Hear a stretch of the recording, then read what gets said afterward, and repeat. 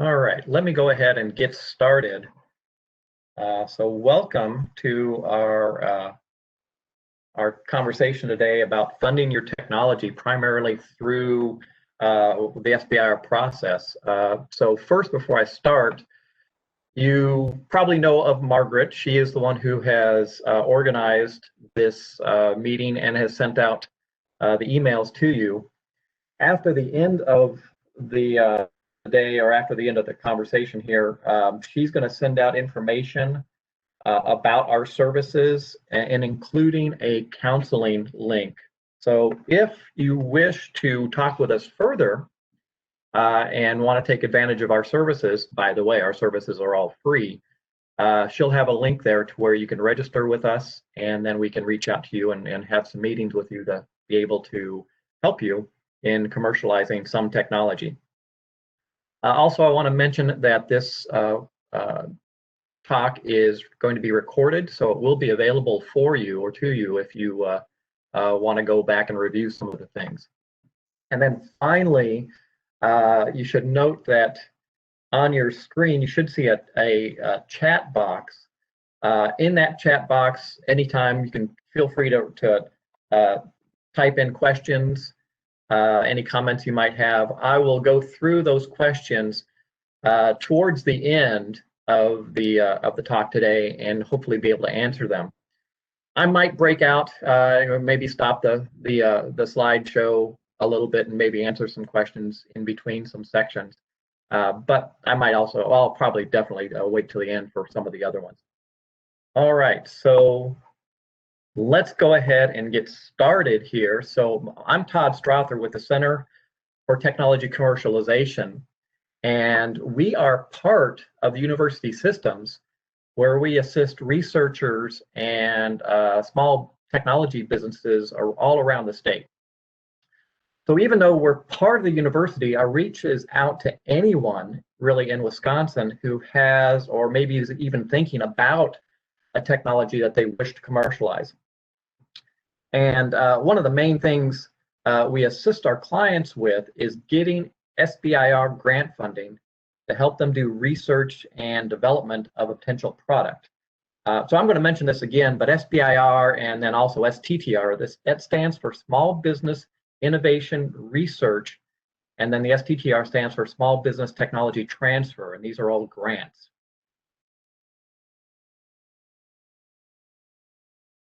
So before I start, I wanted to provide an outline of the things that I plan on talking about. So I'll first describe the SBIR program in general, as well as things like eligibility and which federal agencies have these programs.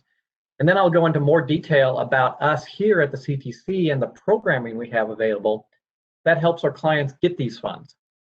And then finally, I'll focus on how companies can tap into and even pay for UW resources that can help in their product development, as well as how academic researchers can take advantage of these grant dollars. So in either case, the SBIR or STTR program, it's an excellent way for you to take advantage of and pay for the university resources if you feel like you need them to. Oh, and I have on this slide our funding sources. I'll mention these. I'll mention the funding sources again at the end of my talk. But one thing I do want to mention too, I've got my contact information on the lower right side of each slide. So I always have those at the bottom of the slides. Feel free to reach out to me at any time, even during the talk. So send me an email or send me a text, or even call and leave a message while you're listening if you want to visit and talk with me specifically. So I've got my phone. I'm not going to answer it during the talk, but I'm happy to have you guys reach out to me even during the talk.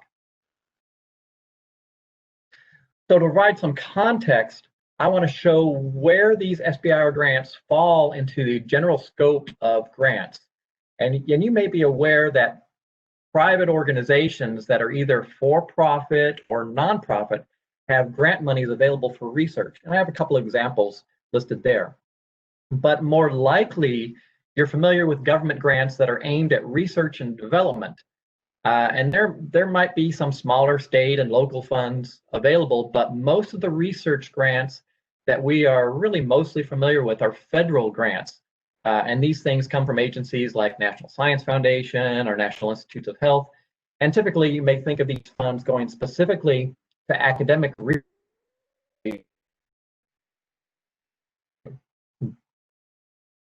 But interestingly, there are grant mechanisms that allow funding of groups and even for-profit organizations. And our focus today, though, those grant mechanisms are only available for small businesses who need to do scientific research for eventual development and commercialization of some new innovative product. And ideally, that product would solve a significant problem. So those are the things we're going to look at more specifically. And that leads me to the SBIR STTR program. Now again, SBIR stands for Small Business Innovation Research. These are grant funds that let us innovate research to small businesses. The goal is to provide seed money to these businesses to allow them to do the work necessary to show feasibility and hopefully the eventual development of new products. Now, the success rate in obtaining these grants is about 15 to 18%, but in Wisconsin, we're about 24%.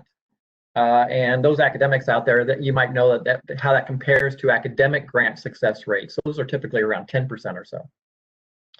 So it's important to note that these grants go to the company. The company is responsible for them, and the company has to do a large portion of the actual research work. However, they can work with universities if they need to, and it actually is pretty common that our clients do work with UW or other universities. And I've listed a few ways university people can be involved with an SBIR project, and I'll get into that in more detail later. But essentially, the company can sponsor research at the university through the SBIR mechanism. This is just like, say, if GM or Microsoft or Pfizer sponsored research to the university. And I'll note that STTRs are similar to SBIRs, but they do allow for more university involvement if it's needed. And these are the different agencies that have SBIR or STTR funds. There's 11 of them, and I've got them listed from most money to least. And you see the DoD on top there. That has the largest amount of SBIR money. And that's something like, I think it's like $1.3 billion that's set aside specifically for these funds. And then Health and Human Services, primarily through National Institutes of Health, that has another $1 billion available. And then there's others. There's Department of Energy, there's NASA, National Science Foundation, there's USDA, there's all these ones that are on the slide here. Only the top 5 have STTR funds available. And I'll talk about the differences between the SBIR and STTR on the next slide. But note that all told, there is in the neighborhood of about $3.6 billion available for these programs to go to small businesses to do innovative research. So let's look at the differences between an SBIR and an STTR. First, the two programs are really very similar in that they go to a small company to do research for new products. The SBIR program has more money in it than the STTR program, but fewer people apply for the STTR funds, so the funding rate really is about the same. And in this chart, you can see that for an SBIR, the company has to do typically about 2/3 of the work for a phase 1 SBIR grant. But with an STTR, the company can do as little as 40% of the work. Now, a university does not have to be involved in an SBIR at all, but if it is, they can do up to about 1/3 of the research. And I'll note that it's really fairly common for our client companies to fund some work at the university, or maybe they even fund work at a different company, but it isn't a requirement for an SBIR. But look there at the STTRs. For an STTR, the university has to do at least 30% of the work. It is a requirement for an STTR. So for an STTR, there has to be a nonprofit lab, like a university involved. So it is a nonprofit, doesn't have to be a university. Any nonprofit laboratory can be involved with an STTR. And additionally, that lab, that university type lab, can do as much as 60% of the work. And typically for a phase 1 project, you're looking at maybe 6 months or so. But for an STTR, it's often longer. Sometimes it's around 12 months. And those are kind of squishy numbers. If your project takes a little longer than 6 months or even longer than 12 months, it's probably not a big deal. But that's kind of the target. The principal investigator can be with the company for either an SBIR or an STTR, provided that the principal investigator works at the company at least 51% of the time. So that is one of the requirements for these grants. But with an STTR, at least in several cases, the principal investigator can actually be the researcher at the university. So with an STTR, the PI, principal investigator, can be either with the company or with the university.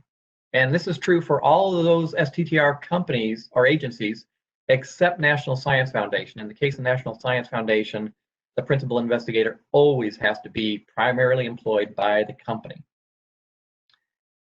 So we find with our client companies that the reason an STTR is attractive is if the company needs a university to do a large part of the work because they don't have the capability to do it, or if the company really doesn't have a person employed with them who's skilled enough to be a PI.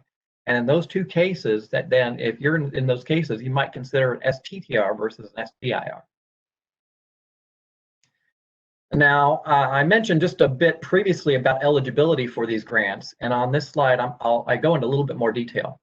So the company has to be for profit and has to be located in the United States, and the research also has to be done in the US. The company has to be majority owned by US citizens or permanent resident aliens, and in some cases, the company can be owned by multiple VC firms or hedge funds. Now, these are small business grants. So as defined by the federal government, the company needs to be fewer than 500 people. Now, this does include any kind of subsidiaries that the company may own, or if by a parent company, the total amount for everything has to be less than 500 people. I'll let you know that most of our clients are in the neighborhood of 10, maybe 20 people. I think the largest company that I ever worked with is something like 175 people. So it's pretty easy for the companies that we work with to be less than 500.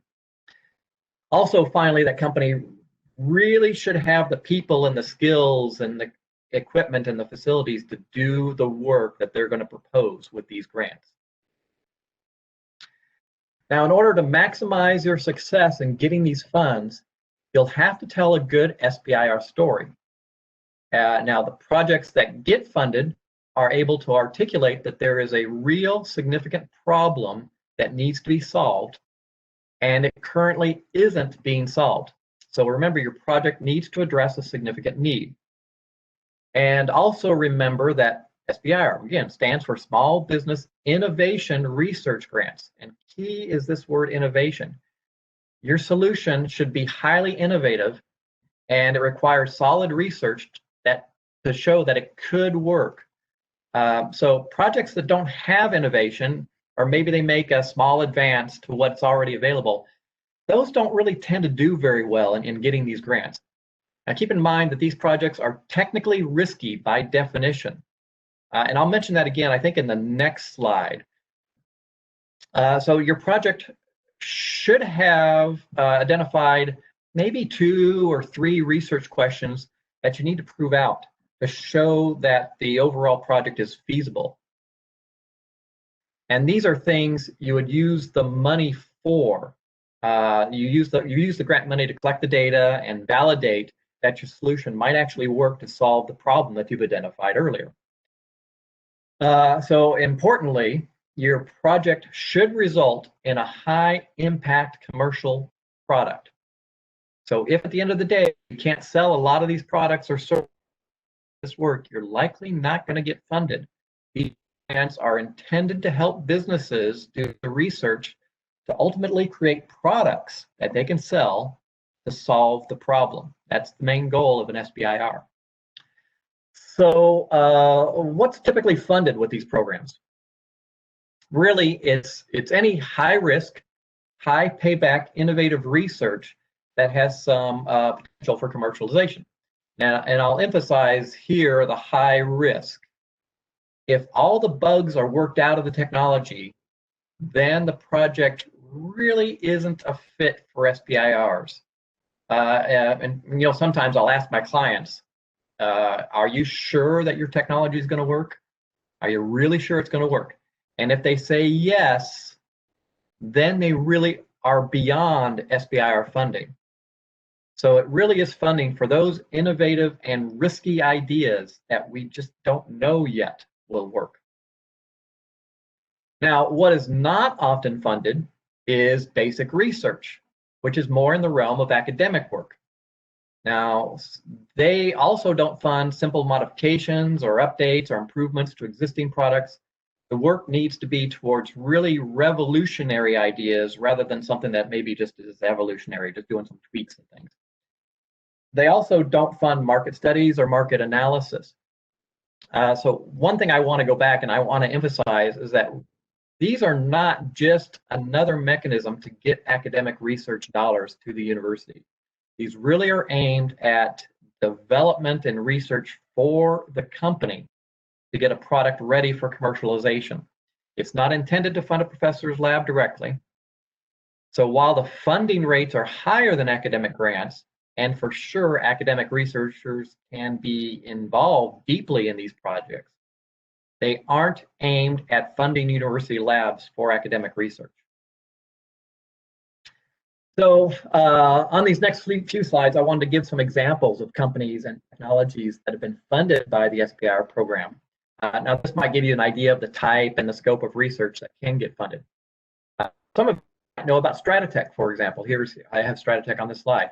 It started about 20 years ago. They created a therapeutic skin substitute to help with burn victims.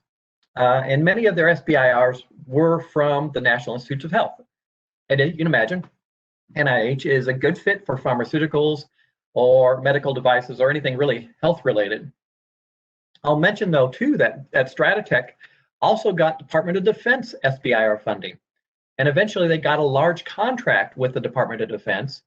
And then eventually the company was recently purchased the last 3 years or so by Mallinckrodt.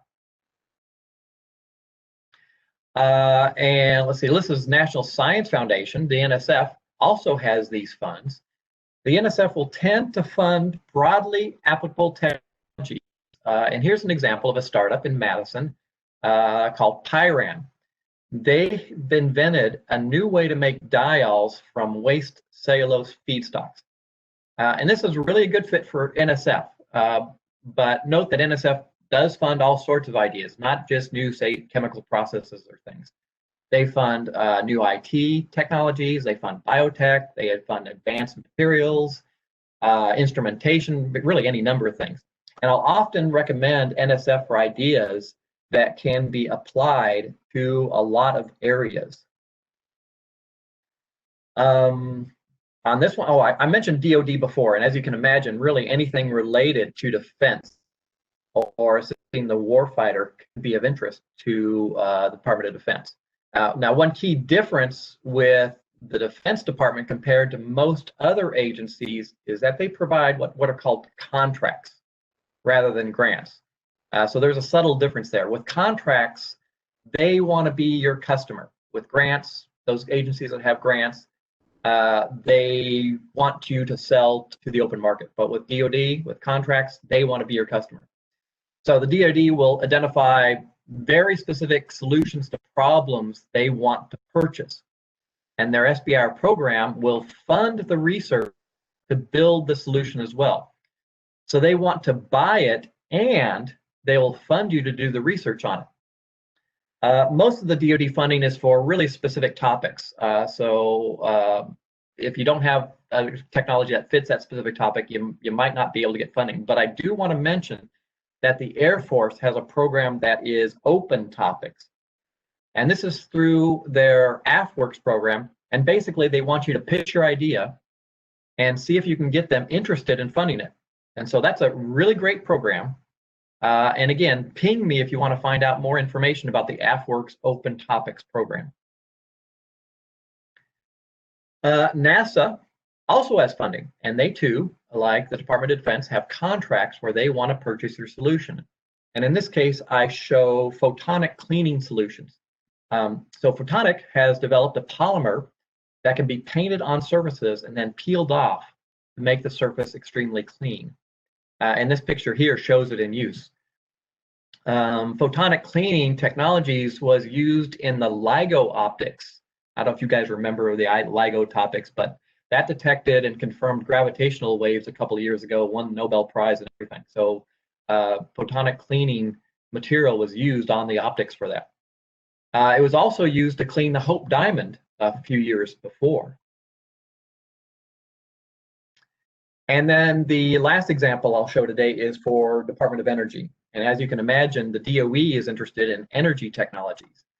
One of our clients here, Comprex, has invented innovative heat exchangers that have been extensively funded by Department of Energy.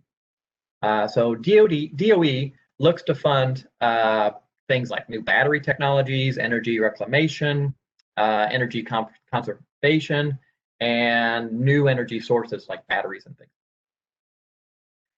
Now, one thing I want to mention to you is that many of our clients have some connection to the University of Wisconsin. And 3 of the 5 companies I just showed you were founded by university professors. Now, that isn't an accident, and I really didn't pick them out intentionally. It just turns out that the UW systems, UW-Madison and Milwaukee in particular, are key to helping small companies develop their technologies. And the tech actually often originates in a UW lab and then may be licensed by WARF or the UW Milwaukee Research Foundation or something like that.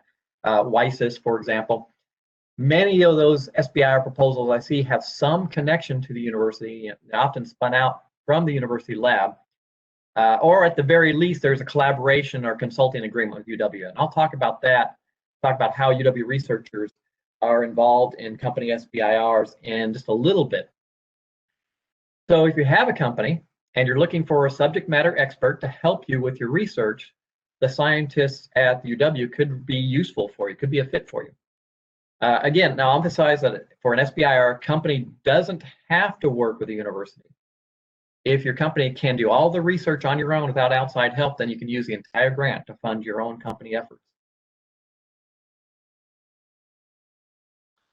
Let me provide just a little more background on the size and format of the SBIR program. Typically, a company would apply for a phase 1 grant first. It's called phase 1 SBIRs. And this is in the neighborhood of $150,000. It does depend on the agency. It could be as much as $250,000, $256,000, and in some cases even more. And the goal of a phase 1 is to show feasibility. So that's a key word, feasibility. You'd have to prepare a technical plan and discuss how you can do the work with the team that you have. And then you also have to put together a budget. Now, if you send this in and you're successful in obtaining a phase 1, and you're successful in getting your phase 1 accomplished all correctly, you can prepare a phase 2. Phase 2 is about $1 million. And it can be even more. It can be $1.5 million or maybe even $2 million, sometimes even more. And the hope for phase 2 is that you move the research further along and you might even wind up with a prototype. So in a phase 2 application, you'd have to submit a phase 1 final report as well as a commercialization plan. I'll talk about commercialization plans just a little bit more too. And finally, there is phase 3. Now, there really isn't any grant money involved in phase 3, but there could be extra money beyond phase 2 that you can tap into. Sometimes the agencies call them phase 2Bs or something else. But phase 3 is the stage where the technology is far enough along to where the company doesn't need government grant money to fund its research anymore. Basically, by phase 3, you're making sales, or you've got private investment, or you can license your technology or partner with some other company. So you don't need the federal funds anymore. All right, so let me take a breather here and think about the next part of the outline. The first section I just finished was generally about SBIR and STTR programs. Next, I'll talk about what we do here at the CTC to help businesses obtain those funds. And before I move on, let me just glance at the questions that we might have. Can you explain more about the distinction for the involvement of the PI? Does a PI need to be involved in both the SBIR or STTR? Also, can the PI be a postdoc, or does it have to be faculty? So let me go on a little bit more in more detail about the PI, the principal investigator. For an SBIR, the principal investigator has to be employed by the company. So the university does not have to be involved at all, and certainly for the SBIR, the principal investigator should not be primarily employed by the university. It has to be employed by the company. Really, the main thing with the PI, principal investigator at the company, is that they have to have the skill set in the field. They don't have to have a PhD in order to be a principal investigator on an SBIR. They don't have to have lots of experience or lots of education. They do have to be recognized as an expert in the field. So if you do have a PhD in the area, that is fine, it works out. But if you have experience, I've worked 20 years in this particular field, and I know about the technology that inside and out, you could be a very good qualified principal investigator as long as you're working for the company. With an STTR, that is where it gets a little murky, in that STTR is a different program than an SBIR, though it is very similar. And the STTR allows the principal investigator to be at the company, or if the company doesn't have a skilled PI, they can dip into the university and have the university professor be the principal investigator for their project, except for National Science Foundation. And in National Science Foundation, the principal investigator for the STTR still has to be at the company. And I recognize this is really complicated, and it gets to be muddled and muddy and hard to keep track. I tell you, this is why we're here. This is why our organization is here, and I'll talk about what we do in more detail. But we help negotiate through the process. We'll help be able to answer all those questions.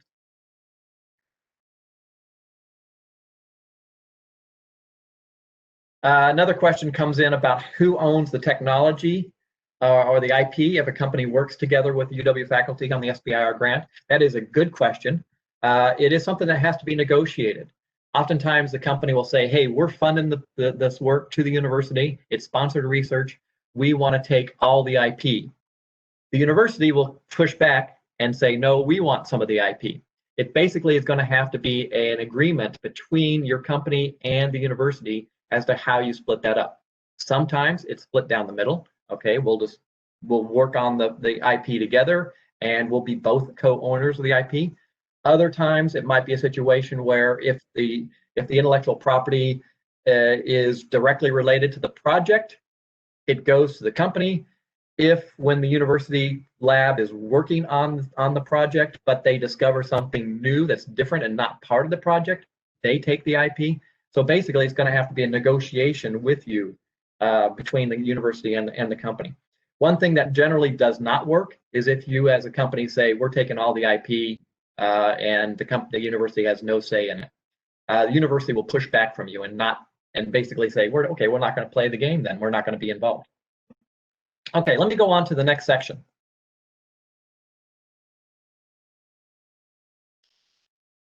So the CTC is part of UW systems. And while we do assist UW employees, our services reach out to the entire state. So we will assist anyone who has a technology-based idea that may be commercialized.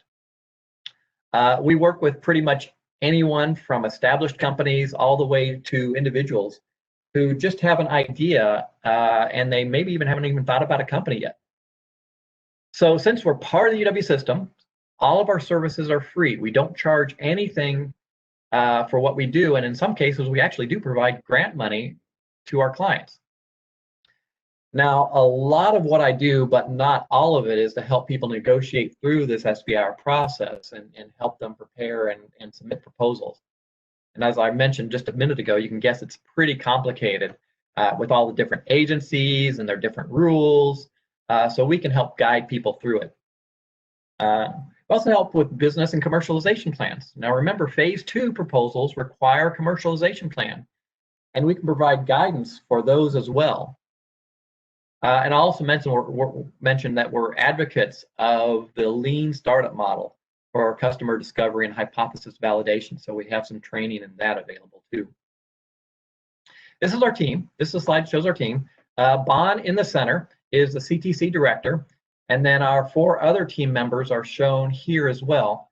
Brian, he's in the upper left there. He's our newest employee, and both he and Margaret are based in Milwaukee. Idella and I are on the bottom there. We're in Madison, but really any of us will be happy to visit with you. Especially with COVID, you know, the location doesn't really matter so much. Just reach out to any of us. Now, over the years, we've assisted over 3,000 distinct clients and helped them get, you know, in the neighborhood of something like $300 million in capital funds. And about half of that amount has been in SBIR funds directly. And the rest would be in outside investments.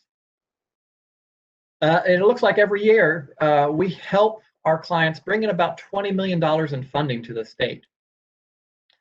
And I'll note that Wisconsin has one of the highest success SBIR rates in the country. So this is the percentage of success. If you put in a proposal, how likely is it for you to get funded? We are second or third in the country. And the reason it's given is specifically because of the work that we do here at the CTC. I mentioned earlier, success rates getting a proposal is around 15% or so. In Wisconsin, we're about 24%. And our clients that specifically work with us, they see their success rate of getting their proposal funded maybe about 45% or 50% or so. So we're pretty happy with that. I tell everybody. Now, I've mentioned a bit about our clients. We help anyone in the state who has a technology-based idea. They don't even have to be a company yet. But our clients commonly need to do some kind of technical research to show that their idea could work. And of course, our clients are commonly looking for funds to do that research, and they are really oftentimes unsure if an SBIR is the best fit for them. And if so, which agency or agencies, plural, might be the best fit. So as you can guess, pretty much our clients come to us for SBIR assistance.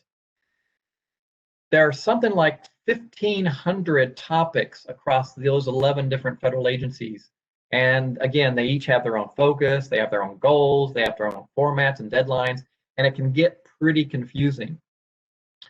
So we help our clients determine the best agency and topic, and we help them get in touch with program officers. As an aside, if you are a UW researcher with federal funding for your academic grant, your program officer is different than the program officers who manage the SBIRs. So you can't really talk to your academic grant program officer and work with them to get an SBIR or an STTR. They aren't responsible for the SBIR mechanism. You basically have to cultivate a relationship with a different person, and that's where we can help facilitate that. And then for you entrepreneurs out there who aren't directly connected to the university, you should note that these SBIR program officers, they have a fair amount of business experience. And in a lot of cases, they founded startups themselves. We also help vet the idea and make suggestions for making it a better fit for funding. And finally, we do help with commercialization plans that are an integral part of the process. And as a regular service, we help review proposals and drafts, and I personally provide feedback and can make edits and suggest areas for improvement in the drafts. So if you wish to pursue an SBIR or an STTR, I'm happy to look over a proposal and provide my assistance. I've seen hundreds of these things now, both good and bad, and I've been on several of the SBIR federal review committees. So please feel free to send us their drafts at any time, really. And we also help with other documents that might be critical to the successful project, things like budgets, biosketch, letters of support. If you're doing human research, we help with those documents as well. And I mentioned commercialization plans before. Remember, commercialization plans are a key part of a phase 2 application.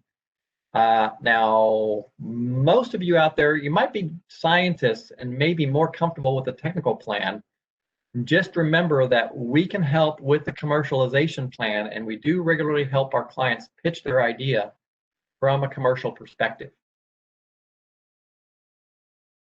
All right, so let's go back to the outline and see what's next. Let me go into a bit more detail of the programs we have in place, and then help people, how we can help people prepare their projects. Let me go to the questions here again too. Here's a question: would it be possible to skip phase 1 and go directly to phase 2 if the company has already demonstrated the feasibility of the technology? This is an excellent question, and sometimes we see this come up. Most of the time, a company has to go through phase 1 to demonstrate feasibility before they can apply to phase 2. Sometimes companies have done enough work that they have essentially phase 1 like feasibility already shown, already demonstrated. They already show that it's feasible. In some cases, you can skip phase 1 and go direct to phase 2. National Institutes of Health does have a direct to phase 2 program, basically part of it, to where if you're in a situation where you already have shown phase 1 feasibility, you don't have to do phase 2, or you don't have to do phase 1, you can jump straight to phase 2. Department of Defense, in some cases, will also have direct to phase 2, but not all the agencies do have direct to phase 2, and in some cases, you'll basically be forced to do a phase 1 project before you'll be eligible to do phase 2. So in those cases, you kind of have to just come up with some phase 1 project that pushes your technology a little bit further, just to be able to get through the phase 1 so that you can go ahead and then apply for phase 2. So it would be nice if all the agencies had direct to phase 2 options, but they don't, but some agencies do. Okay, so let me go on to the next section. This is some of the things that we do. This is some of the programming that we have. Remember, over the last couple of slides, I talked just now about the SBIR ad hoc consulting that we do. You know, we say, hey, you're not sure you know much about it. We can help you with that. We can help you put together proposals. But we also have more formalized programs in place. We have SBIR Ready. We provide microgrant funding to help you prepare a proposal. And we convene review panels to look over and score your proposals. And we have SBIR Advance. This is a matching grant that we administer from WEDC funding. So let me talk about SBIR Ready. SBIR Ready has been around a couple of years now, and it was, I'm going to say, originally focused on researchers or entrepreneurs really at any level who may be thinking about or trying to fund a technology idea. So it's been a 4-session program for more in-depth training to help prepare an SBIR and STTR. And it's been a bit of a writing workshop, essentially, where you can try to prepare a grant on your tech, or if you don't have a specific idea and just want to learn how to write an SBIR, we could help there too. Now, I expect some of you academics out there have written many grants, and you might be really good at academic grant, but remember, SBIRs are all about commercializing a product. So there is a different focus or slant towards the scientific research. It goes beyond discovering basic fundamental science and focuses on developing that science to something useful. And SBIR Ready can help guide you in writing a grant with that sort of mindset. Now, even better, now this is previously, we don't charge for this class at all. So you might think, hey, I'm taking a class, we charge tuition. Nope, we don't. In fact, we provide you, or at least last year, we provided you up to $1,500 to attend the program. So we actually give you money to go through it and prepare a proposal. So briefly, the 4 classes that we had historically have occurred in June, once a week, typically on a Tuesday afternoon. And the classes have focused on significance of the problem that you want to solve, and then the specific aims that you want to accomplish with the grant, And then the third class is more about budgets and facilities and describing your team and who's going to do the work. And then finally, the last class would go into more detail about registrations, letters of support, and submission. So I do want to mention that our SBIR Ready program in 2021 is going to change focus and look more specifically at the Air Force AFWERX, and really more specifically about the open topic submissions. So stay tuned for that coming up. And so while I just described the program, this is what we've done in the past. Next year's program is going to be just a little bit different. However, we're still not going to charge for these activities. It's all free, and we might be able to provide you some funding even to attend the class too.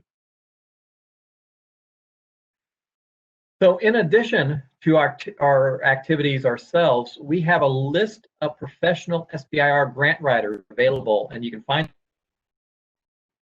So if our clients want extra help, reach out to those people who write these grants for a living.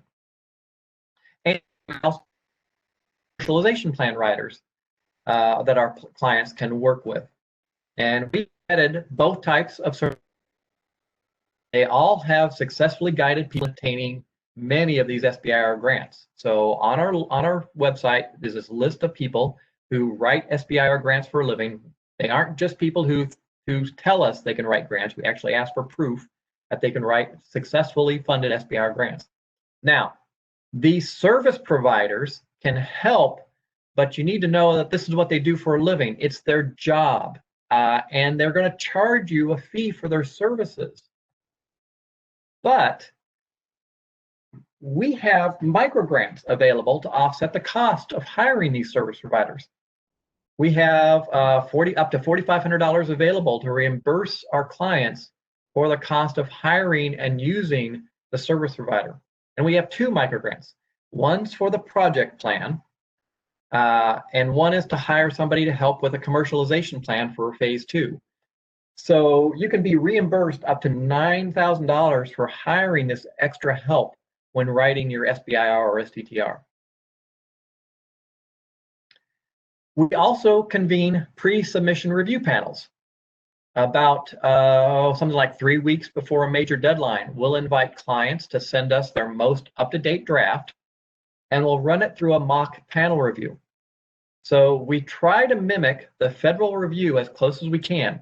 We score them like the federal agencies do. We have the panel describe the strengths and weaknesses of the proposals, and we try to provide constructive feedback to help improve the proposal. And then about 2 weeks before the deadline, we send the results back to our clients, and then the clients, they can use the criticisms to hopefully make the proposal better. Again, this is a free service. We don't charge for this at all. We just had a deadline to send us the drafts for National Science Foundation proposals. That was Tuesday. Now, that will be submitted. The NSF deadline is December 3rd. That's the close date for the NSF.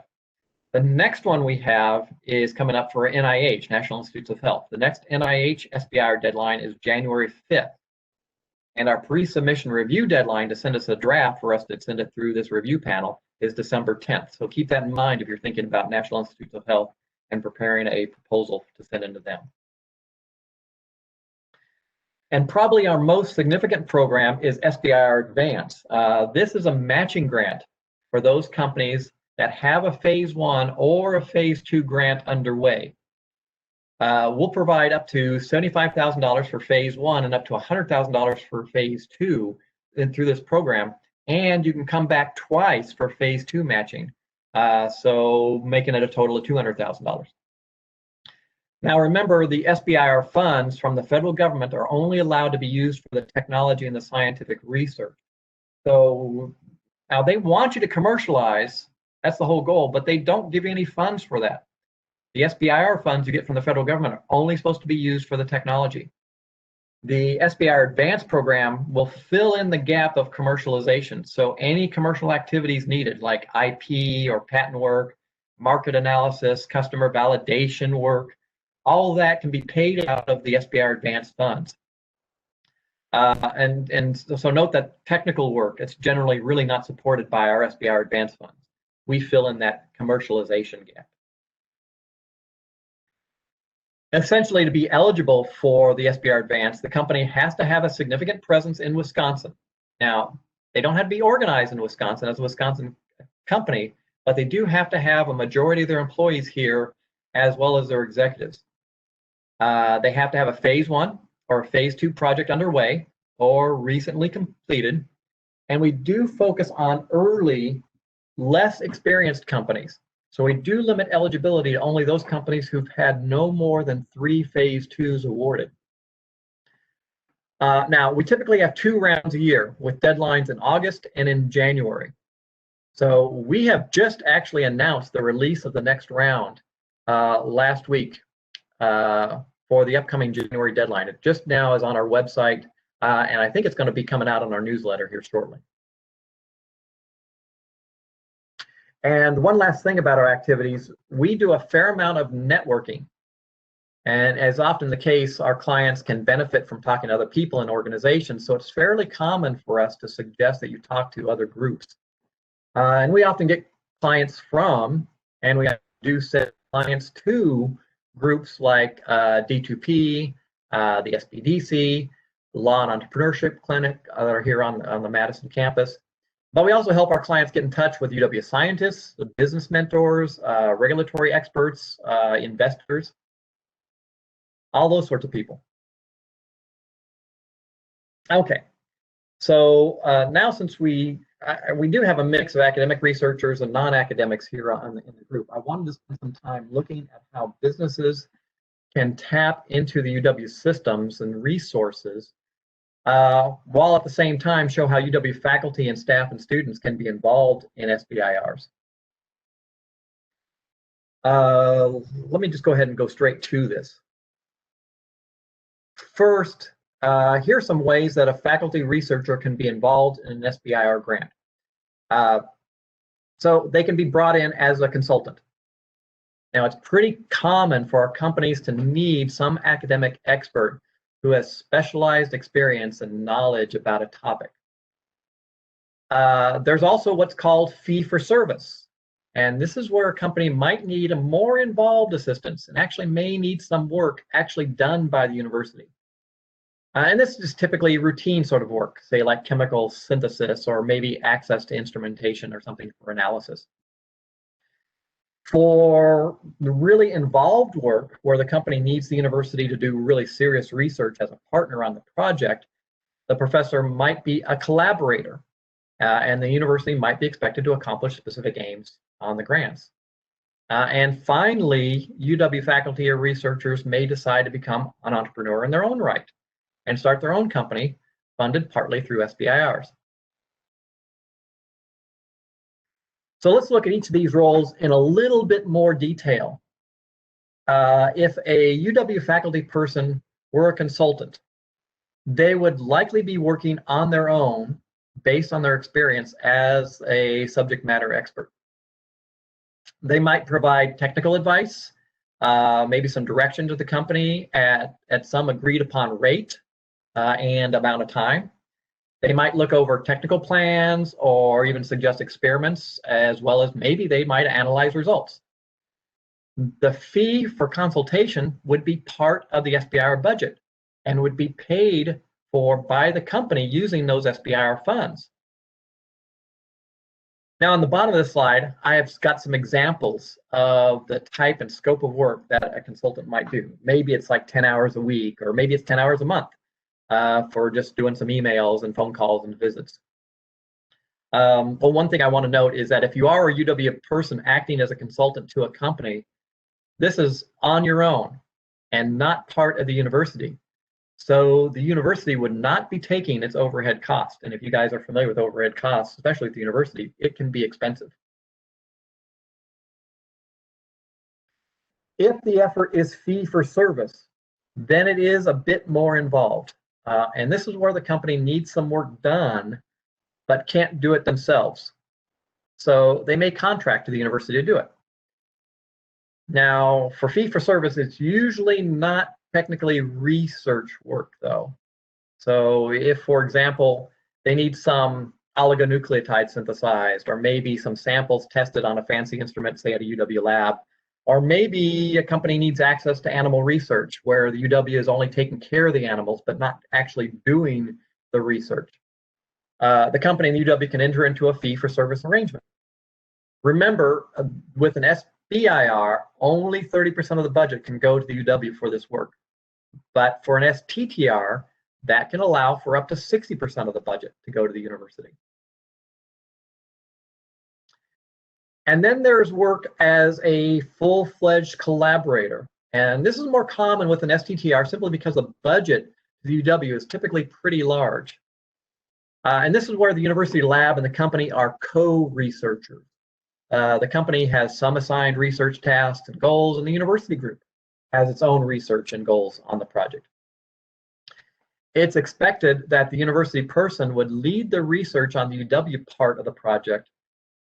But remember, in many cases for the STTR, I mentioned this before, the UW person can be the PI for the entire grant for an STTR in some cases. So if a company needs the UW professor's expertise to actually run the overall project as a PI, that STTR mechanism is a good way to do this, again, where the university would get up to 60% of the grant budget.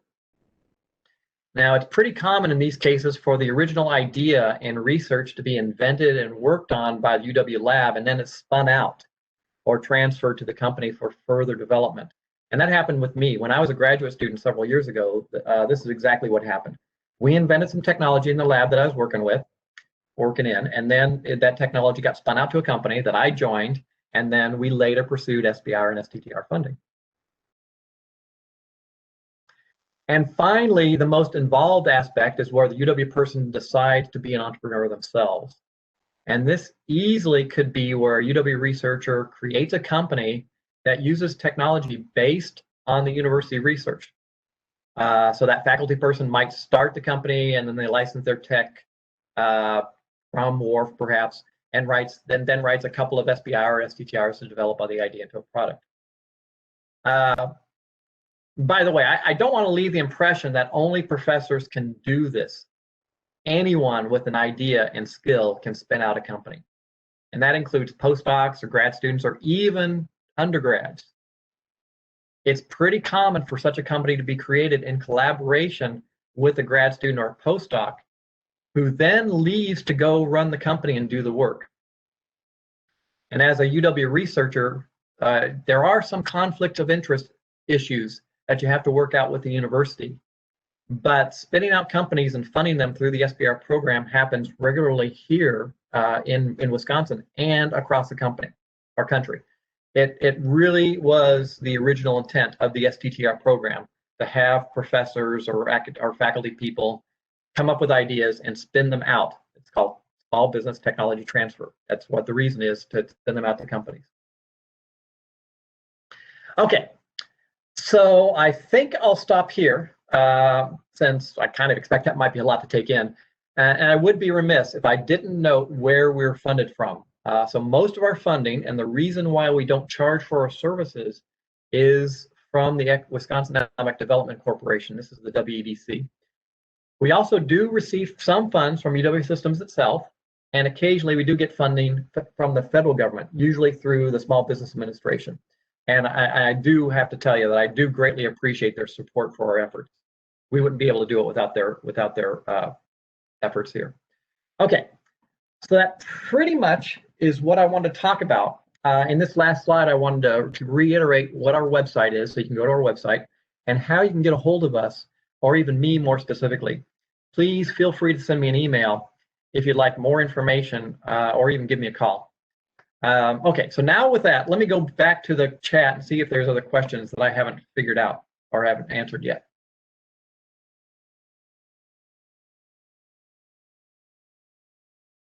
I've answered some questions already. Who owns the IP? Okay, let's get phase one.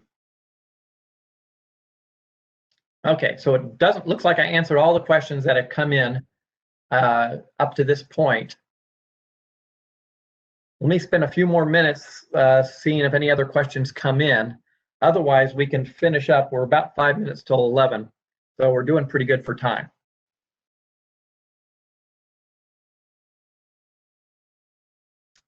All right. So I'm not seeing other questions come in.